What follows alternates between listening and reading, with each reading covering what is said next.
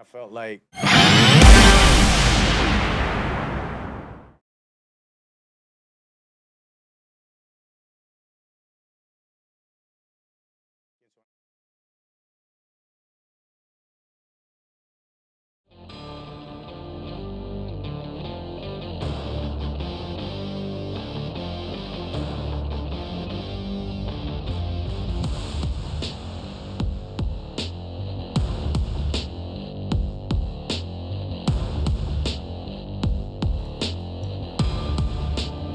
changes everything.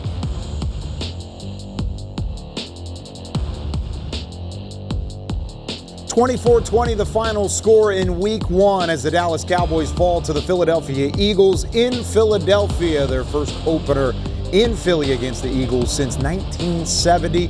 Cowboys had an opportunity late, but a couple incomplete passes, a couple drops, end up in a loss, and the Cowboys dropped to 0-1. Alongside former Cowboys Isaiah Stanback and Nate Newton, I'm Kyle Youmans, breaking down here from the Star in Frisco in the Globe Life studios here on Cowboys Game Night.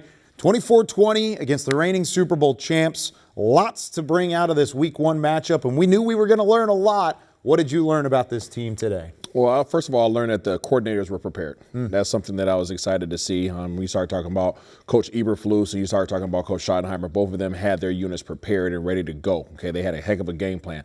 In terms of the players, it was competitive, but the rust showed up. The lack of reps in the preseason, I think, really hurt them because the rust that you would have been able to go ahead and get scrubbed away in the preseason games showed up today in a meaningful game. The first half was nice with the offensive line. Then in the second half, they came out a few adjustments. Philadelphia, the offensive line got a little bit shaky. So, hey, a lot of work to be done. Oh, yeah, let's see how this one unfolded. The Cowboys and the Eagles meeting in Week 1 for the first time since 2000. And, of course, the Eagles celebrating their Super Bowl title with a championship banner unveiled pregame, some fireworks early, and the fireworks continued into the first quarter of this one as well. Before the first offensive snap, one of the highlighted players on that Eagles defense, Jalen Carter, ejected from the game for spitting. Yes, for spitting on Dak Prescott in the huddle prior to snap. He's out of the game, and the Eagles had to deal with that. Because of that, the Cowboys said, thank you very much. Javonte Williams able to move the ball on the opening drive. They strike first for the first touchdown of the NFL season. However, Philadelphia would answer on their own. Jalen Hurts breaks free on the scramble. He rolls into the end zone, and that's tied up at 7. Both teams able to trade back and forth and go back and forth into that second quarter, and Dallas trailing 21-17, and Brandon Aubrey with a 53-yard field goal brings them back within 1 to bring the first half to an end. Moving into the second half, Eagles up by 1 at the break. They would tack on a field goal to start the third quarter. Cowboys driving midway through the third. Miles Sanders, a former Eagle, gets loose. He's down the left sideline, 50 yards down the left sideline. Longest play from scrimmage for the Cowboys in this one, setting them up at the doorstep. However, just a couple snaps later, Miles Sanders into open field. Looked like he had some extra yardage. Instead, he left the football on the ground, recovered by Quinyon Mitchell. Biggest turnover for Dallas as they leave points off the board. Then a couple snaps later, Lightning delayed this one for an hour, pushing everything back. Fast forward, later part of the fourth quarter, Dallas trying to drive to take the lead again. Same score, 24-20, completion to George Pickens. Dak likes the deep ball, lets it fly down the middle of the field. CeeDee Lamb sees it go off his hands and incomplete. It was a brilliant throw from Dak Prescott. He can't hold on. The ball falls to the turf, and it sets up late down scenarios. Now on 4th and 3, another ball to CeeDee, who lays out but can't come up with it. CeeDee Lamb with a tough try at it, got both hands on the football. You know what they say, if you've got both hands on the ball, you should probably come up with it. Dak doesn't like it. Cowboys need a stop. They've run out of timeouts. Jalen Hurts did what he did all first half long, and that was scramble for extra yardage. He works forward for the first down, and that'll do it. Cowboys shut out through the entire second half. They only allowed a field goal in the second half, but Philly holds on to win it with the defensive stops they needed the most. 24-20, the final scores. We take a look at some of the final stats presented by Miller Lite. Possession in favor of Philadelphia, penalties in favor of Dallas, and it kind of went back and forth from there as they outgained Philadelphia, but they do not outscore them, leaving some points on the board with that crucial red zone turnover from Miles Sanders early in the matchup. When we come back on Cowboys Game Night, we take a deep dive into the Cowboys' first loss of the season with some film study from Isaiah Stanback after this.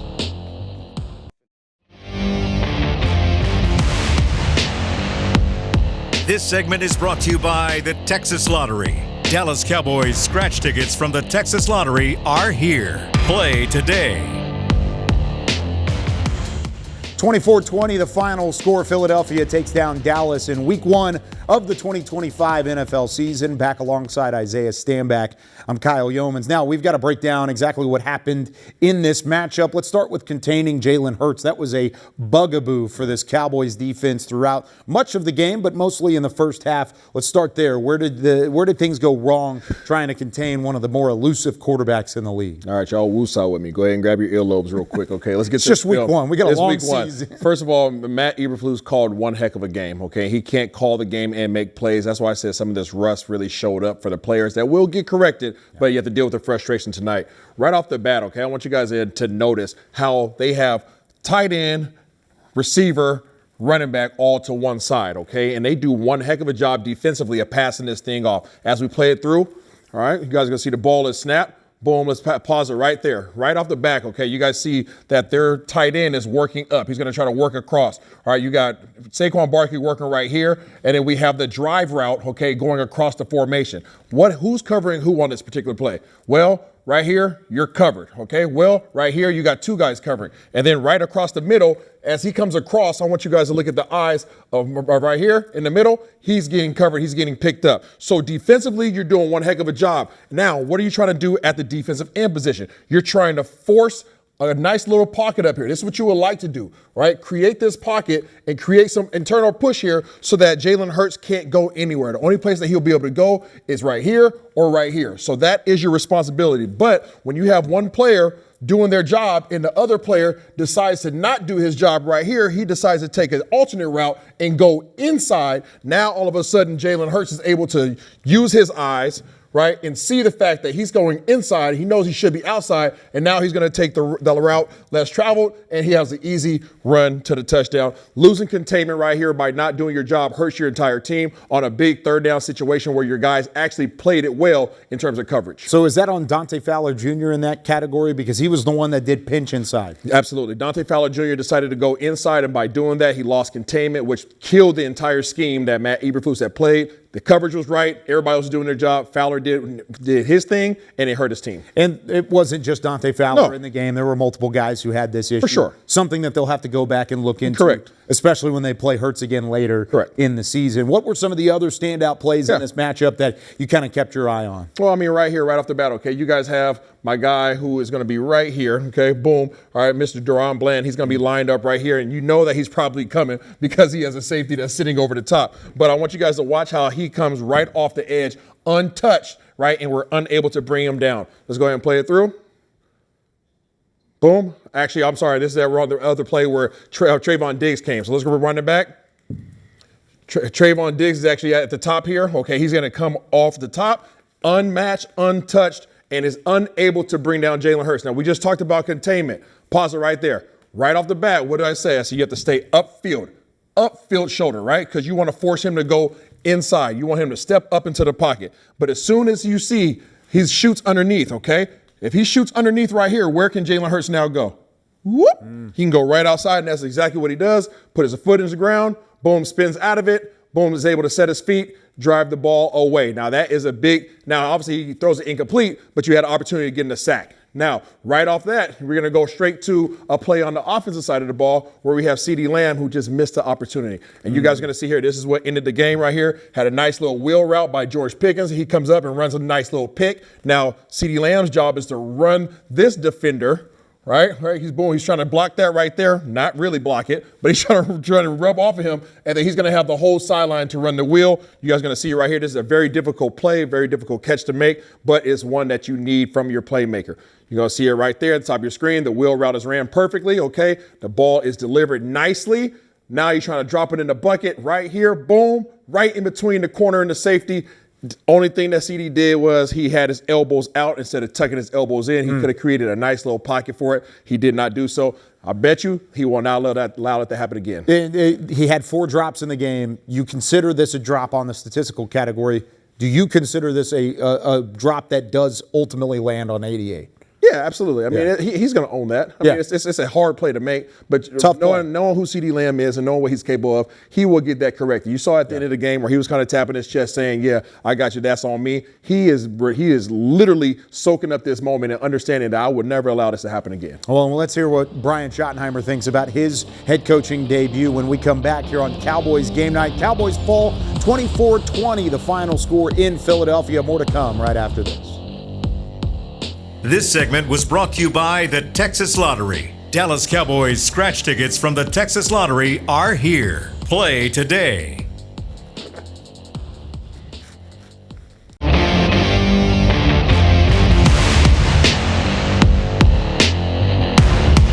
Let's hear from Brian Schottenheimer as the first-year head coach of your Dallas Cowboys made his debut on the road against Philly.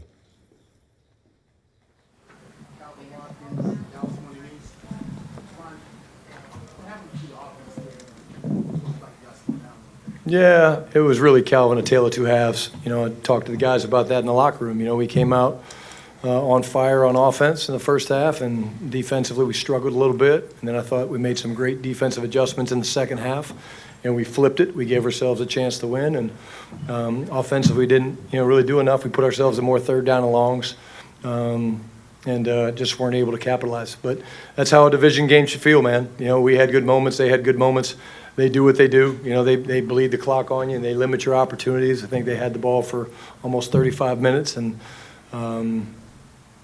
we got to make plays when they're there. You know, we got to get guys on the ground and things like that. Throw and catch a little bit better, and we had our chances. CeeDee Lamb, you had 3 or 4 drops in this ballgame. What's your thoughts on just not finishing plays? Don't worry about CeeDee Lamb. CeeDee's going to be fine. What a great player. Again, this was a team defeat, and we own that. You know, we understand where we can go as a football team. We understand. I love the competition. I thought guys competed their butts off. I thought that was great. But we're all about winning, and we didn't win tonight, and so therefore it's not good enough. Did the delay kind of mess you guys up a little bit? No excuses. No, same for both teams. Am I tossing? Can you give us your thoughts on the spitting before the game and what you saw from Jalen and Dak? And it looked like Dak spit first and then he spit on Dak. Yeah, Clarence, I honestly, I didn't see it. I don't know. All I know is that a great player got ejected. And again, I don't know. I'll look into it, but I do not know. How do you think that affected your game plan? You can hear the rest of Brian Schottenheimer on DallasCowboys.com. When we come back, we hear from CeeDee Lamb after a tough week 1 in Philly.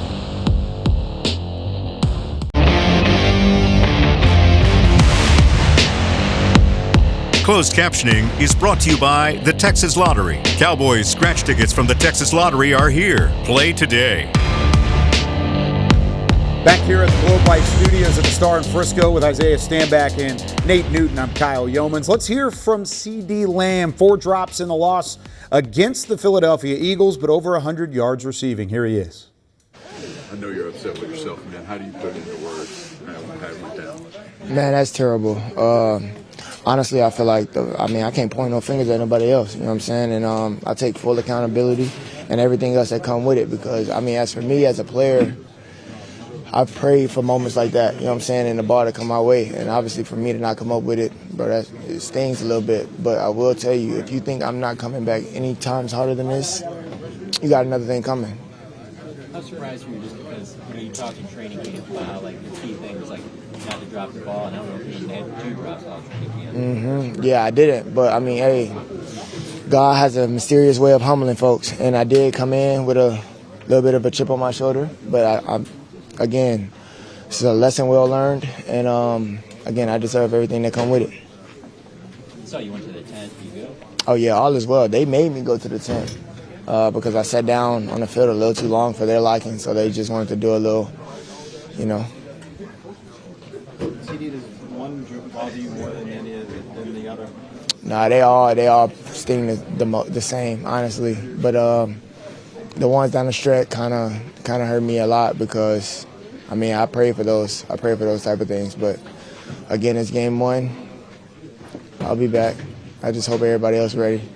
Do you think about them and that motivates you, or you try to move past it as quickly as you can? A little bit of both. Obsess about it. A little bit of both. What did you like about the first half of the team? You don't win the game in the first half. What are your thoughts on the offense in general and the way it performed tonight? We put up a nice. We had a couple stretches where we were looking like the team that we were supposed to, and then we ended up turning the ball over, having drops, and for example, all of them, honestly. And I just feel like we have so much more room for improvement, and we can definitely be the team that we want to be. Just put our head down and continue to work.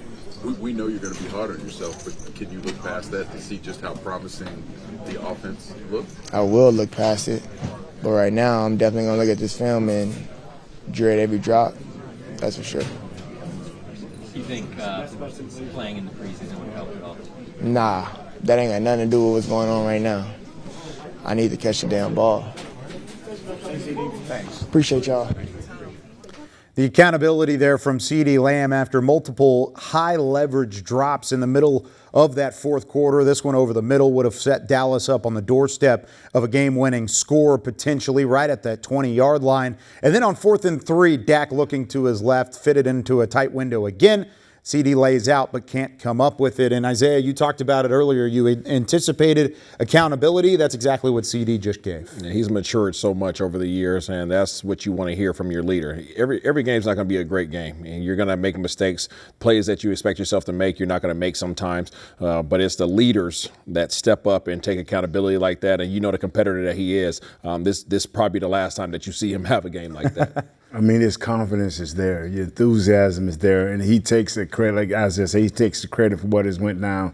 You can look for a better player. He's a dog. He had 110 yards receiving, had a good game, but he will remember this one, and fans will remember this one for the drops that ultimately led to the loss. When we come back, we take a look ahead. Cowboys have another divisional matchup in Week 2 after they fall to the Eagles 24-20 on the road in Week 1.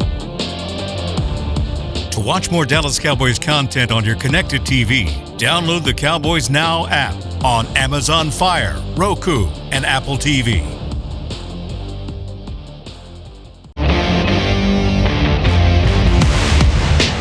Dallas Cowboys Game Night was presented by AT&T. Connecting changes everything. Final score from Philadelphia. The Eagles take down the Cowboys in Week 1, 24-20. Back alongside Isaiah and Nate, I'm Kyle Youmans. Nate, looking ahead, Giants next week. Do you feel like this is a Cowboys team that can build on the good things we saw tonight? Oh, definitely. You missed this by, one turnover and a couple of drops. And all we got to do is I'm going to do a Shaq deal. If the others continue to play and get better, the stars are going to rise. So all they got to do is stay stable in what they're doing. Yeah, I think they're in a good position right now. I think that your playmakers will make the plays. You heard the accountability from CeeDee right there. The offensive line will block better. The defense will tackle better. They'll fit the holes better. You won't have some of these penalties. Maris Leofau had a penalty. George Pickens killed you on a penalty. There's a number of things that took place early on that really stifled your drives. Those are all things that are super correctable, and they will get taken care of. Now, even with all of that being said, it's hard to be perfect in this league. There are going to be ups and downs. You feel like they can fight through, and this team is talented enough to fight through adversity when it comes up. Yeah, I mean, this was your test, right? I mean, you just played against a Super Bowl champion. So, I mean, having an idea of where you stand after that, you should feel pretty good.